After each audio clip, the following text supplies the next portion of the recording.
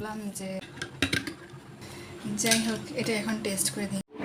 আসসালামু আলাইকুম, সবাই কেমন আছেন? আশা করি আপনারা সবাই ভালো আছেন। যাই হোক, আপনারা সবাই ভালো আছেন। আজকে আমি একটা ভিডিও বানাইছি নিজের সামনে এসে। চিন্তা করলাম যে আমি তো সবসময় শর্টস ভিডিও বানাই আমার এই চ্যানেলে, তাই শর্টস ভিডিও বানাতে হবে না, একটা বড় ভিডিও ছাড়তে হবে সবসময়।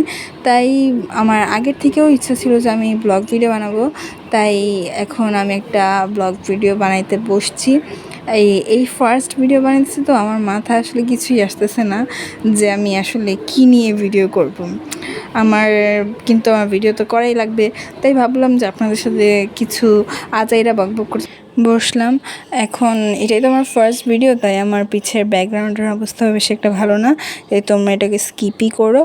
তারপরে ভাবলাম যে একটা কফি বানানো যাক। রান্নাঘরে গিয়ে দেখলাম মাত্র একটা 5 টাকার কফি বেঁচে আছে, আর বাকি সব যেই কফির বক্সটা ছিল সেটা ফাঁকা।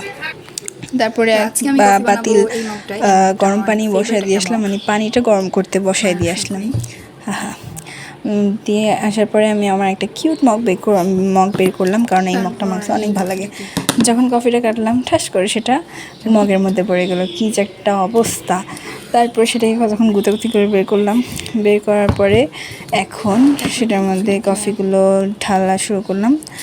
কফিটা ভালোভাবে কাঁচায় কুচায় ঢাইলা পিটা পাটা বাইর কইরা তারপরে কফিটাকে রাখার পরে এখন আবার চিনির ডিব্বা আনতে গেলাম। চিনির ডিব্বা এনে এখন 1 চামচ চিনি দিয়ে দিলাম। দিয়ে দেওয়ার পর সেটাকে বুলডোজারের মতো ঘাটার পরে কফিটাকে ঘাটলাম যাতে কফিটা ভালোভাবে মিক্স হয় চিনির সাথে।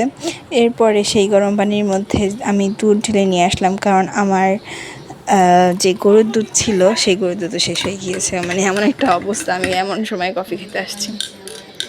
তারপরে যাই কী করার, সেগুলো মিক্স করলাম। মিক্স করার পর যখন এটার চেহারা দেখলাম, তখন বুঝতে পারলাম যে আমি যেটা বানিয়ে দিয়েছি তার 1%ও হয় নাই। তারপর মুখে দিয়ে দেখলাম যেটা খেতে কেমন লাগে। খারাপ না, কিন্তু ভালোও না। যাই হোক, আমি এত কষ্ট করে একটা কফি বানাইছি, যেহেতু এটা প্রথম ছিল, কোনো সাবজেক্টই পাইতেছিলাম না যে কী নিয়ে ভিডিও করবো। তো তোমরা আমার এই ভিডিওটাকে একটা লাইক করে দিও। সবাই ভালো থাকবা। আল্লাহ হাফেজ।